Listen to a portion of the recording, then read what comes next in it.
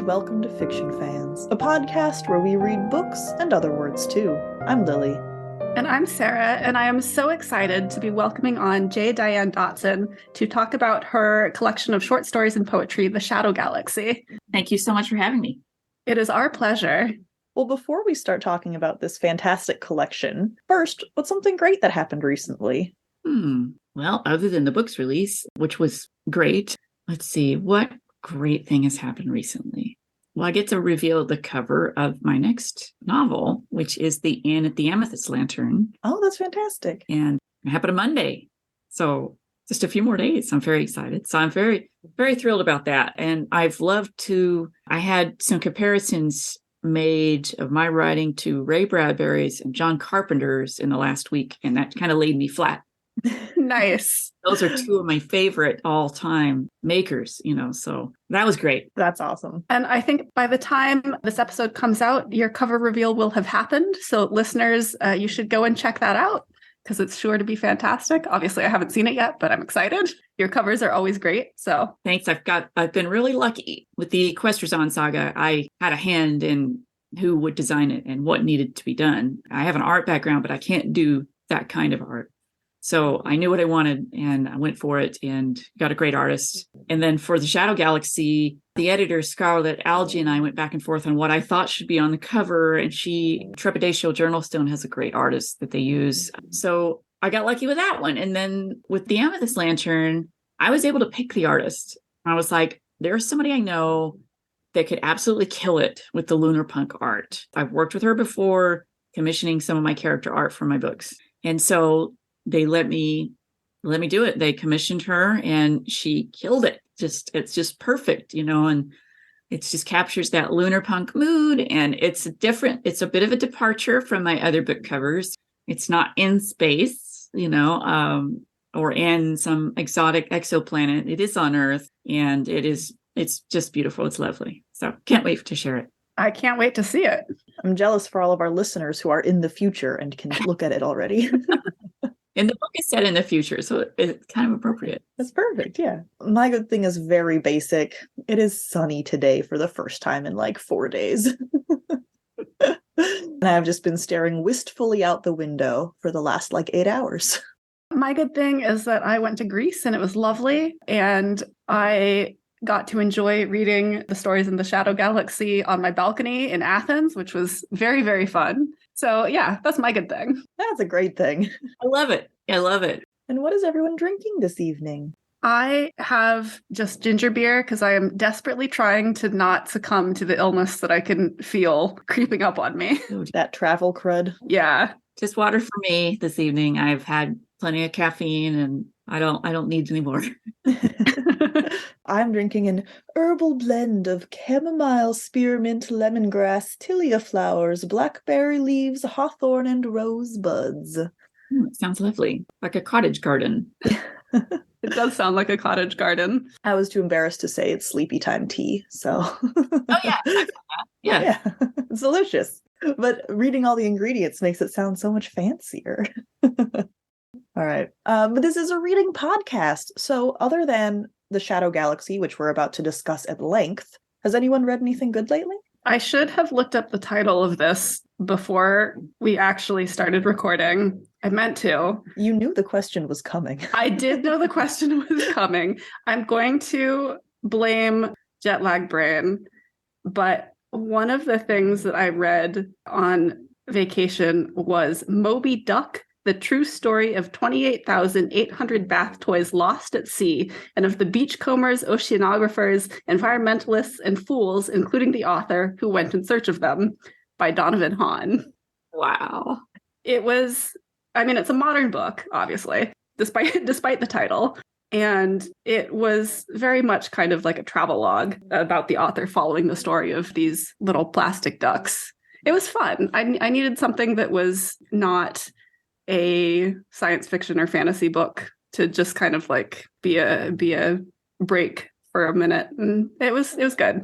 As for me, I'm reading Tenlo by Star Colborn, and I have a joint event with her thanks to Titan Books. In a couple of weeks, we're going to do, I think it's an Instagram Live, and she's reading or has read The Shadow Galaxy. So after Tenlo, I'm going to jump into her new book, Hell's 8, and we'll be talking about that since it's her book tour right now. So that's been really fun but intense, So like you, I kind of need a couple of different things. I'm reading a little bit of John le Carré, Perfect Spy, and then a book that's kind of relevant to something I'm writing right now, which is called Desert Memories, Journeys Through the Chilean North by Ariel Dorfman. And that is not fiction. It is nonfiction and beautifully written.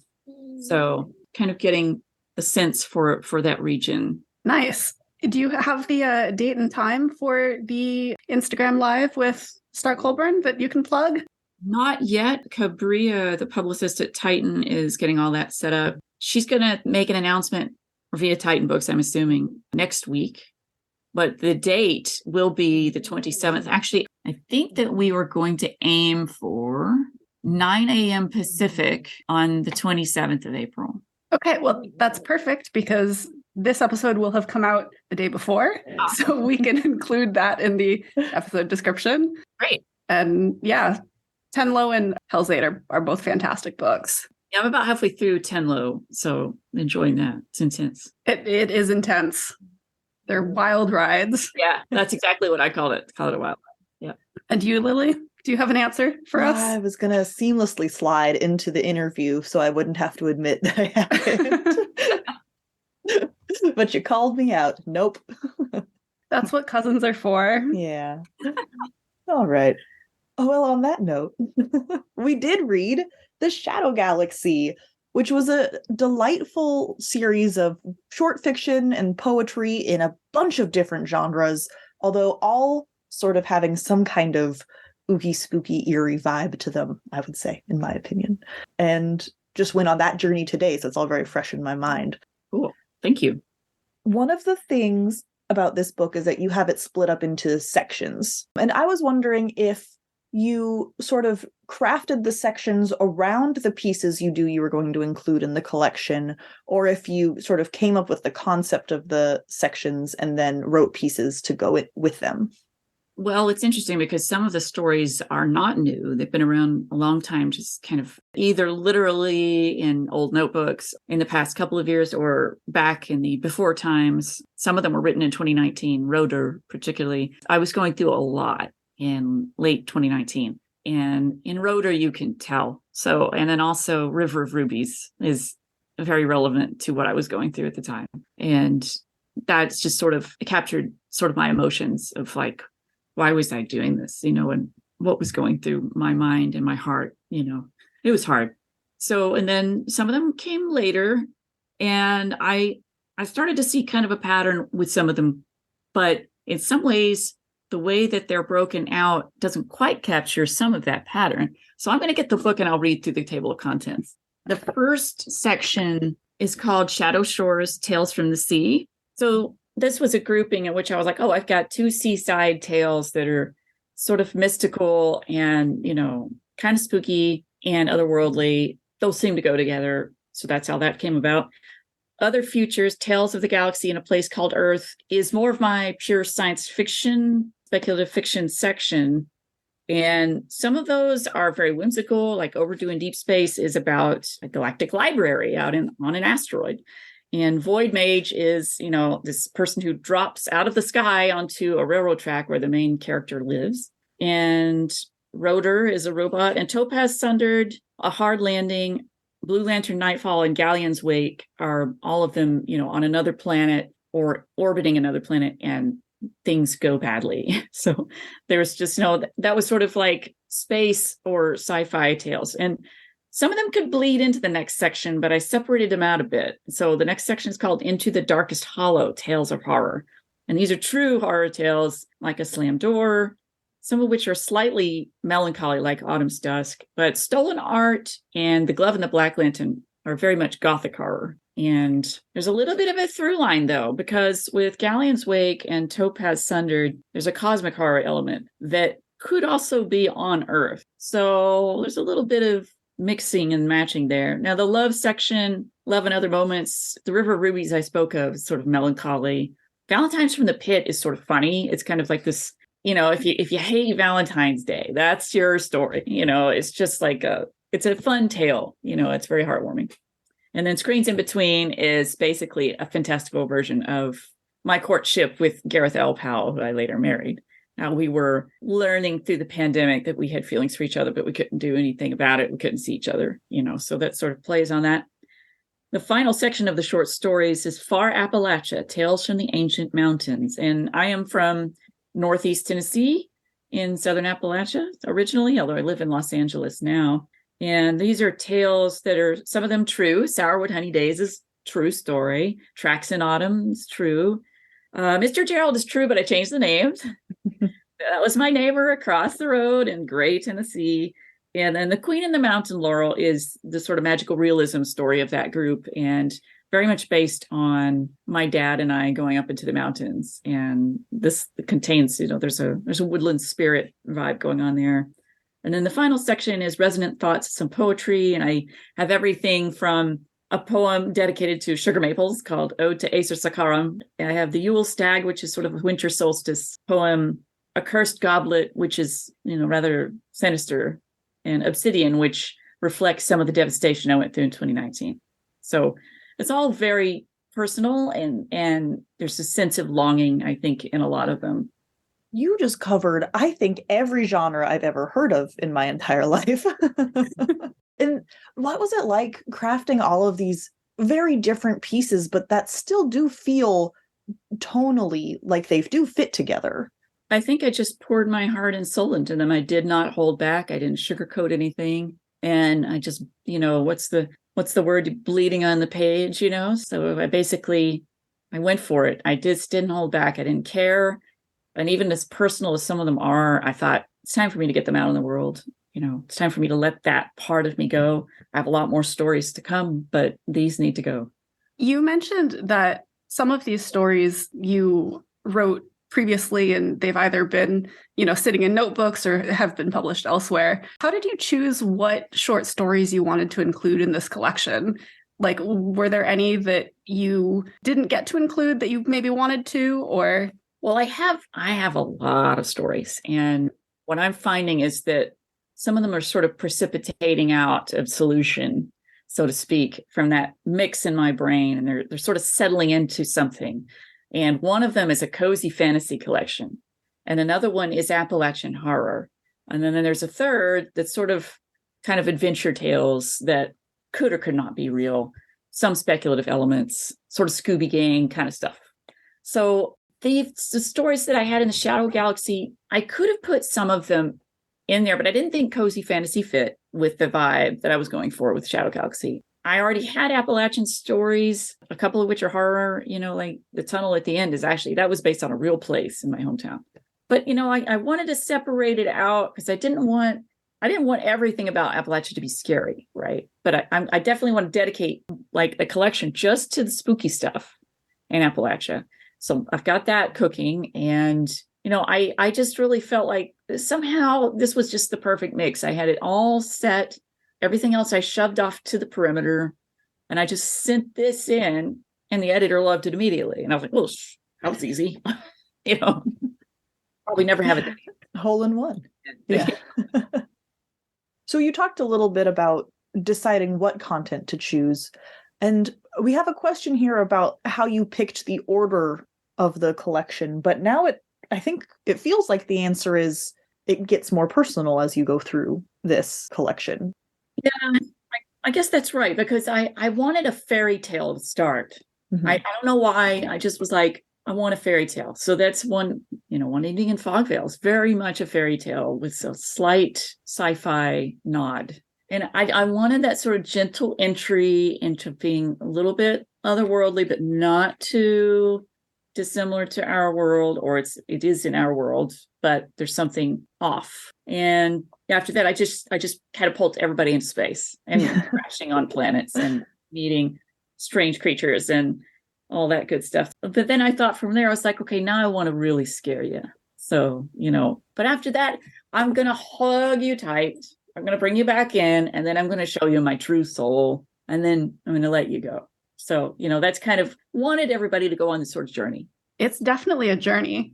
You have a background in both arts and the sciences. You have mentioned you're an artist. You've also done a lot of like science writing. Can you talk about how these skills both complement each other, but also have an impact on your fiction writing? Well, I would say the art grew with the writing. I've talked about this on my blog, on my website a bit, that I was known for my art and I was known for my writing. The two developed together, and I have probably thousands of illustrations of characters from when I was a kid onward. And the beginnings of the Questrazon saga, my space opera, I illustrated all these characters in outrageous fashions. This was in the 80s. Everything was vibrant and over the top.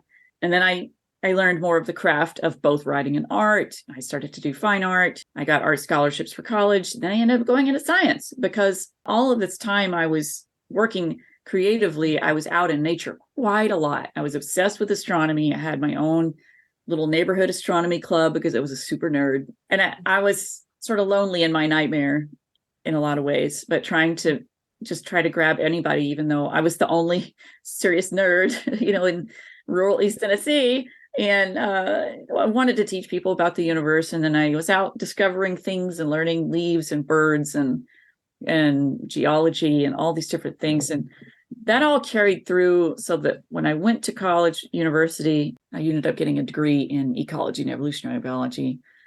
And although I minored in general biology and I almost minored in classics, so I knew a lot of Latin and I knew about Latin and Greek architecture and some of the more ancient different civilizations like the Minoans. I was fascinated with that. So these all kind of fed into the story writing and made it richer. There's heavy mythology that I lean on and drawing from the classics as well. It just all evolved together, I think. And the science informs the writing only as much as I feel that it serves the plot. If it doesn't serve the plot, I don't put it in. Or I might throw like a little crumb in of a little tidbit of some sort of scientific knowledge that I know, in the Dragon book that's on submission, I definitely throw ecology into that. So you'll see that a little bit here and there, that I'll talk a little bit about how the environment is affecting the characters and things like that. You mentioned the Questrazon saga, and that's a much longer piece of work than the fiction that we get in this collection. How is it different writing a very prolonged epic versus all of these little snapshots? Well, the Questrazon saga, I actually began writing at age 13, and I had written 2 books by the time I was 14 that were full length. And I had an 8th grade teacher who wrote to publishing companies on my behalf and was, she was gung ho, do it, get these out there. And I kind of chickened out. So, but I was working on those in the margins of everything else I was doing. It was this epic that I had in my head. It was my own space opera. It was my answer to Star Wars and Star Trek and other things that I loved, like Gem and the Holograms and She-Ra, and then later anime. So it built from there, and I rewrote it. And then finally in the early 2000s, I wrote much of what is Ephemeris and part of what is Luminiferous, the final book. But I decided that I needed to tell a story about how the humans got out into space, and that's Heliopause. So I began the series with that. I went back and I stitched in Ephemeris, and then went from there. And these are characters that have been with me, some of them now for 35 years or so, a long time. And I couldn't get them out of my head. They needed to be on the page. I felt very strongly about them. I had been encouraged to pitch Heliopause to agents, and I did. And I came close with some of them, but there were so many changes they wanted to make that would have messed up the rest of the saga. And I was very determined that epic had to be out there. So I took it on myself, which was a lot of work and a lot of expense, and it was worth it. And now they're all done. There's a series of 4 books. It's Heliopause, Ephemeris, Accretion, and Luminiferous. And they're science fiction with fantasy mixed in, love and war and aliens and telepaths and robots and epic journeys, both outside and inside within the person. And so they're a lot of fun. It's a lot of work to do a novel versus a collection. Obviously, what's nice about doing short fiction, though, as I like to tell people, is if you're getting kind of stuck on your longer work, it's really fun to go play in another sandbox for a little while. And with short stories, you can just play in any of them, right? And whatever comes to me, I just write down. And I will be out for a walk, or I'll be traveling or something like that, or I'll I'll listen to some music, or I'll read something and I'll be inspired to write a short story real quick. It tends to come out in a little burst of flame, and it gets on the page. I've been a little more structured lately because I've been commissioned to write a couple of stories. That's another very different situation. With the Shadow Galaxy, that's all my stories. It's a collection. An anthology is a book of several authors' stories.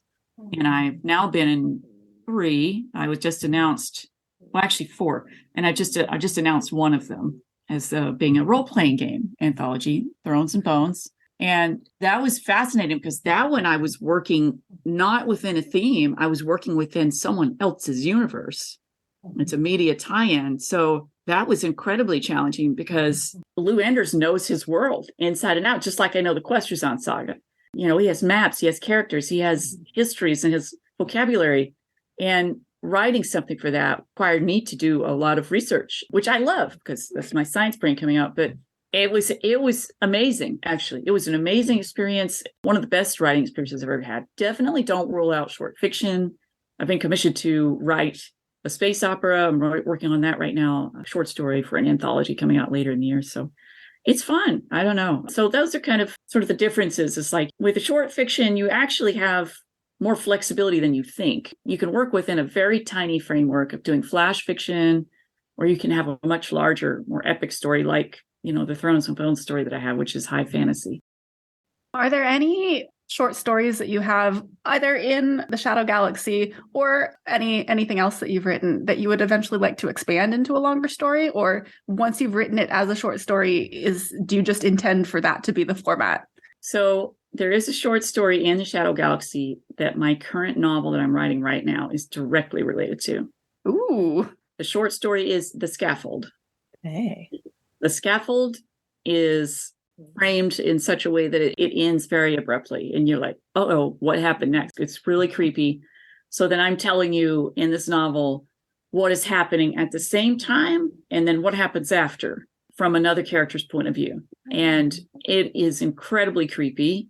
It's sort of set up like it's digging into my own past when I used to work in labs back in the day in universities. And that sort of of academia, and the pros and cons of working within it versus industry. So I'm talking a little bit very slyly about the politics of science, doing academia versus that, but throwing in horror elements, and science elements, sci-fi elements, but also really deeply human moments. The main character is going through a lot, and it's to see what she's dragged into is excruciating. It's hard to write because I'm digging way pretty deep. So that's one of them. Now, The Inn at the Amethyst Lantern, which comes out on October 24th, which is my first young adult debut novel, lunar punk, sci-fi fantasy, super fun. It has a short story you can go read now for free directly related to it.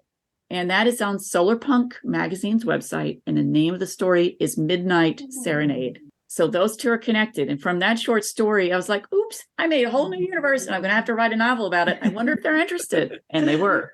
So I got lucky there. There's another short story called Night on Preston's Bald. And that is on Janus, Janus Literary's website. You can read it for free. It's very disturbing. And it is an Appalachian cosmic horror story. And again, there's elements of realism there. There's elements of things that actually happen. But I think that one, that's going to fit into this greater pantheon of cosmic horror I'm building. Because there's something like I said earlier, precipitating out of all this. And I think I've built myself a cosmic horror universe. Oh, that's so exciting. I can't wait for that collection. It's going to be fun. There are so many varied works in this collection with so many different sort of tones and emotions involved. Have you been surprised by the reception of any of them? Like maybe something that you saw as optimistic, but readers took as a little darker or vice versa? I've been incredibly shocked in a good way by the response. Honestly, didn't know what to expect. I thought, well, maybe they'll like some of them. Maybe they won't like how abrupt they are because, that might not appeal to everybody. And I don't think everybody really remembers that Ray Bradbury did that kind of stuff all the time. Yeah. Stephen King has done it too. So, but I was like, yeah, I'm still doing it. I don't care. I'm slamming the door in your face and you're going to deal, cope with it and cringe or whatever. But I'd rather leave people wanting more than being too bloated, right?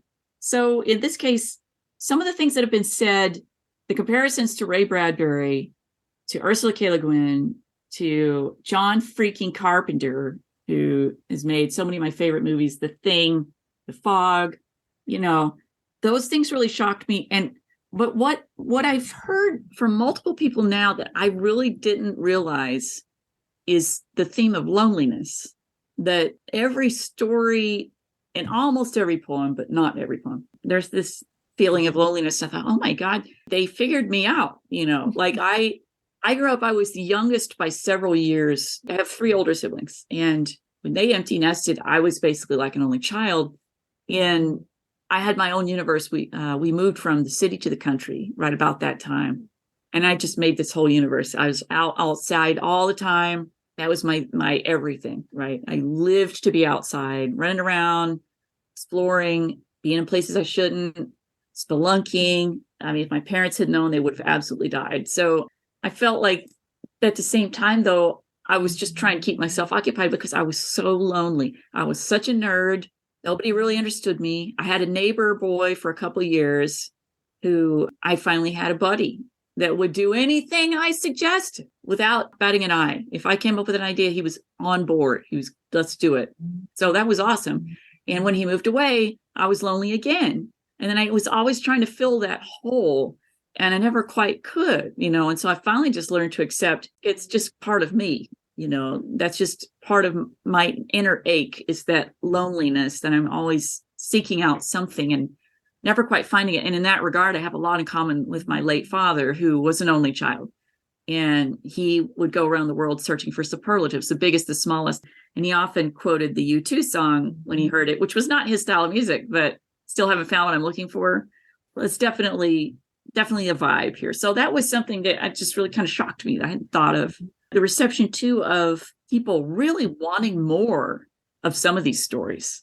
Like, I'm very fascinated, and my agent is paying very close attention because we do think that we're going to expand on some of them, like Void Mage, which is very popular. Even One Evening in Fogville, Glove and the Black Lantern. Again, there's like some connectivity there with some of these. So that's a lot of fun. And even Rotor, there's a whole story back behind everything that you could dig into. So we'll see. I'm loving the response. The reviews I can't even believe it. So it's great. I'm very grateful. That's fantastic. It's always so nice when you let yourself be vulnerable in that way and you get such a welcoming and warm response. It is, because it was terrifying. Would you say that putting this book out has been more terrifying in that respect than any of your other publishing accomplishments because it's so personal? I think since this is my first traditionally published work, there was a feeling of like, if I mess this up, am I going to torpedo this new phase in my career? And so I was afraid of that. Apparently I don't need to worry about that. So that's great. And I have this tremendous editor, Scarlett Algae, who fully believed in the work and fell in love with the characters and the atmosphere. And that kind of helped me get over that fear, because I knew she had made great books, by many wonderful authors. And I was like, she would not steer me wrong here. And so, but I was still not sure. Now, I've been a little vulnerable with the Questers Saga, even though its distribution is global. It doesn't have a mainstream publisher yet. So it's basically word of mouth at this point. But at the same time, there's moments in those books that kind of scared me to put out there. Some of them were quite intimate. Some of them were quite steamy. There's a few steamy scenes. Some of the readers who have read it, who are men, were like, I broke into a sweat reading this. And I was like, yes, because I was kind of afraid, I'm writing basically a pretty steamy scene in this space opera, but it's very vulnerable and it's very tender. And, that sort of thing is kind of scary to write. But I do feel that I'm not as afraid as I was. I think, though, this is probably true for anybody putting out any book in any form of publishing, is that there's that sort of terror of like, what are people going to think about this book? I don't think that's going to go away, because it's been true for each of these. All right. You can plead the fifth if you want, but do you have a favorite in the collection? Can you choose? That's a hard one. Yeah. So this is really hard because I love all of them for different reasons, right? But obviously, The Queen in the Mountain, Laurel, was very much me and my dad, right? So I think that one of the Appalachian stories is probably my favorite of those. So I'll just go by section. Perfect. Well, I love all of them. I do think One Evening in Fogville, I would like very much to know what else is in that great house, and I'd like to go explore it. I would too. I second that. Yeah, I want to keep going. And honestly, Miranda's got a huge crush, and I'd kind of like to see where that goes too. Okay, so with other futures, Tales of the Galaxy in a Place Called Earth. That section, well, you know what's happening with the scaffold, so we won't get into that. That's a hard one because these are all very fun. Void Mage was loads of fun. And that was me walking down that railroad track, throwing a rock at a tin roof down in a ravine. I was wanting a Void Mage to drop in and take me on adventures. But at the same time, Rotor is very dear to me, you know, as a character. And as for what I was going through at the time, very emotional stuff, you know, of trying to let someone know that I accepted them for all of their faults and celebrated all their extraordinary sides as well. So that's deeply personal. Into the Darkest Hollow, I want to do more. Stolen Art is a little bit of a sneaker because there's a whole thing going on there that I think The Glove and the Black Lantern could definitely be connected to. And if I could play in that universe, I would. And Valentine's from the Pit, I enjoyed. So I don't have one favorite, but what are you going to do? I figured I'd ask. How crazy would it be if you were like, oh yeah, this one?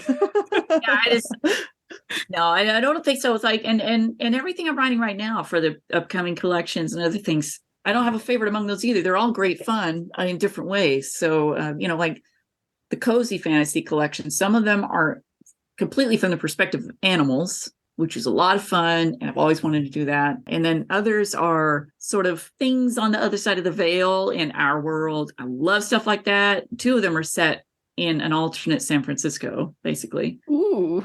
Yeah, so I left my heart there kind of deal. So I have always adored San Francisco since I first laid eyes on it. It definitely changed my life. When I went there at age 18 alone, you know, I met up with my brother. One of my brothers lived in the Bay Area at the time.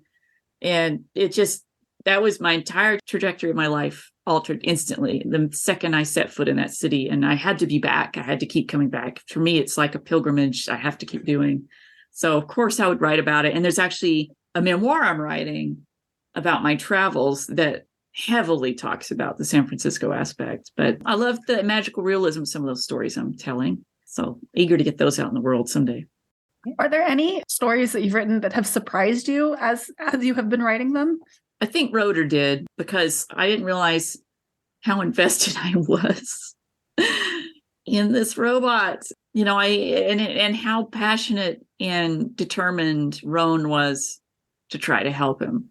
And so, you know, it was very tender in that regard. And I do think, though, one of the newer stories, it was kind of me digging into old memories and grief, and that is Autumn's Dusk. That one surprised me a lot because that was written after. So I had moved after my father died in 2020. My whole family and I moved to Tennessee for a year to try to help out. And then we moved back to California.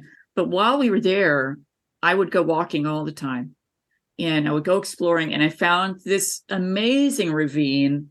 It was full of deer, but it was like entangled and kind of spooky. So that's like, when I'm talking about Autumn's Dusk, I'm talking about walking where I used to live when I was back in 2020, 2021. But I dug so deeply into my past and wondering like what happened, you know, and then had this whole spooky story come out of that. I think that was one of my favorite stories in the collection. Cool. That was the one with the childhood friend, right? Who we discover had an unhappy ending. Yeah. Yeah. Oh, my favorite was definitely Lord Valentine. But that hits all of my like trashy romance and like gothic horror vibes all at one time. It's great. It's the balance is perfect.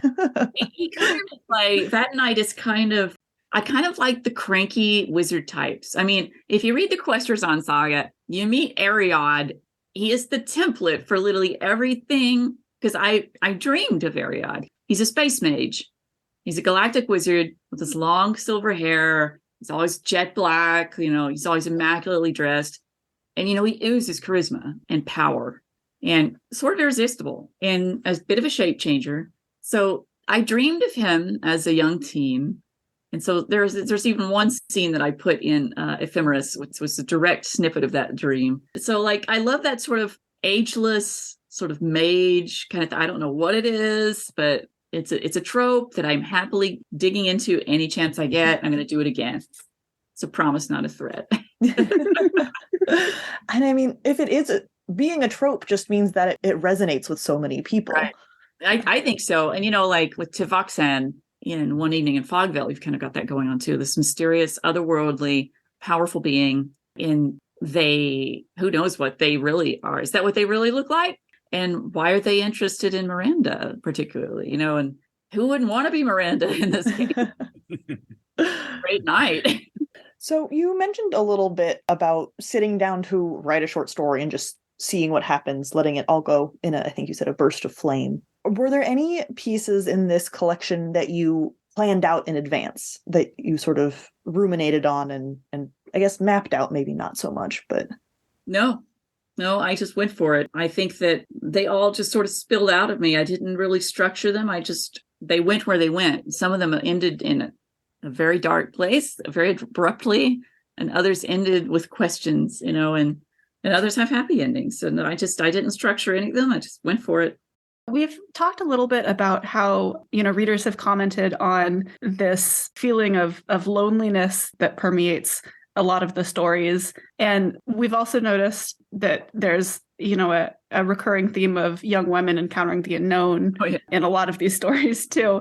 What would you like readers to take away from reading these stories? Well, I think, with the young woman, there's a couple that have male characters, like Julian in Stolen Art. And then Nick, I guess, would be the main character of The Tunnel at the End. Bless his heart. But in terms of the others, I'm sort of digging back into myself for a lot of these. And that's where they tend to be young women, or in the case of Roeder with Roan, she grows older. And then that's part of me reflecting on loss of, relationships and changes and all this kind of stuff happening. So I think that it just is really underlining that I've been through a lot, and it's okay to talk about the things that you've been through, even if you have to translate them into fairy tales or horror or pure memory. It's getting it on the page is therapeutic, and I recommend it. Well, I think we just have one last comment for our listeners, which is that if you like the beautiful and the weird, you will love this collection and should go read it. Thank you so much. That's lovely. That was all we had for you. Was there anything we didn't touch on that you'd like to talk about? I don't think so. I do think, though, that this is going to be an interesting year. Obviously, I have my first epic fantasy, high fantasy book on submission, which is my first book on submission with an agent. And my agent, Laura Bennett, has pitched it to lots of great publishers, and we're waiting to hear back. It can be a long process to be on submission. I am learning patience is truly a virtue, and I don't have it. We are what we are. So anyone who goes through that process, just know that you aren't alone. I see groups on different social media that are just everybody's tearing their hair out, waiting. And, it just is, I'm really lucky. I have this great rapport with my agent, and we could talk about plans, while we're waiting, what do we do next? So I'm writing the next novel. I'm not announcing its title yet. Once it's done, it goes on submission too. But the third book that I'll be writing this year is going to be really fun. It's going to be a horror. It's set in our world, but there's a sci-fi element, but there's also an incredibly savage wit to it that I think is going to crack a lot of people up. I'm going to lean into the comedy, extremely dark comedy, lots of gore, and lipstick. So that's going to be fun. Now I am intrigued. I can't wait for that one. That's going to be the last one I write this year. That's a full-length book. But I have to finish this kind of challenging book I'm doing right now first, the sort of near future sci-fi mystery, a little bit X-Files, a little bit Black Mirror, and then switch gears to the campy sort of over-the-top horror story, which I would love to see in graphic novel and film form, because I do think it's going to lend itself to visuals in a big way. So how do you have the time to do all of this writing? I never sleep. You keep talking about doing, one book and then the next book and the next book. And I'm like, how do you fit all of that into a day? I write really fast when I write. So when I'm on, I write incredibly fast. And I think that's coming from my science writing deadline background. I've noticed that other friends of mine, authors who have a journalism background, we all write really fast because we feel the heat, even though it may not be under us. We still feel it. We still feel that urge, like, we got to get this done. Got to get it done. Go, go, go, go. And then we're suddenly done with it. And we're like, oh, let's start the next one. It's like we can't quite stop. And I don't recommend that. My husband writes in an incredibly different way, a very, very different way from me. And he was not a journalist. He's like, he has this process. He writes beautifully. He writes all in order. He takes his time. I am not. I am like, I'm a bull in a china shop. Let's get it done. And then if there's anything that needs fixing, we'll fix it in post. I just have too many stories. I don't want to wait. I want to get them out. I'm feeling, I'm 49 now, and I'm like, I waited so long to get things published that I was like, I don't want to wait anymore. I want to get this out. I want to keep writing. And I have so many stories and ideas in various stages that I'm running with it. Well, it's great for us as readers because it means that you have a very prolific output that we can then enjoy. Hey, I love to. So for our listeners who want to find your books, want to keep in touch and learn more about what you've got coming up, all of these wonderful novels that you are writing, can you tell us where you can be found on the internet? Well, my website is jdiannedotson.com, and that is JDIANNEDOTSON.com. In most places on social media, I am at Dianne Dotson. Again, that's JDIANNEDOTSON. I'm most active on Twitter and Instagram. I am on many of the other apps as well, but those are my main two. Let's see. I have an upcoming appearance that I don't know if this airs, it might have already happened, but LA Times Festival of Books. I'll be signing books with the Horror Writers Association booth, and then I will be going on another book tour in October. So I'm going to try to go up and down the West Coast. I'll be back at Salt Lake City again because I love that. But basically, I might be at Comic-Con. I don't know yet, but find me online. And yeah, you can find my books anywhere your favorite bookseller sells them online. Generally, I'm not to the point where you can just walk in to your grocery store and pick me up on the shelf there, but you can find them online in both paperback and ebook for all my books. Fantastic. This episode will be coming out on April 26th. Okay, so we just missed LA Times. We will have just missed that, yeah.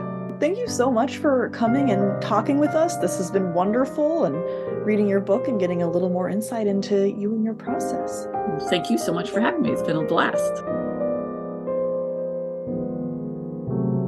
Thank you so much for listening to this episode of Fiction Fans. Come disagree with us. We're on Twitter and Instagram at FictionFansPod. You can also email us at fictionfanspod@gmail.com. If you enjoyed the episode, please rate and review on Spotify and Apple Podcasts. And follow us wherever your podcasts live. Thanks again for listening, and may your villains always be defeated. Bye. Bye.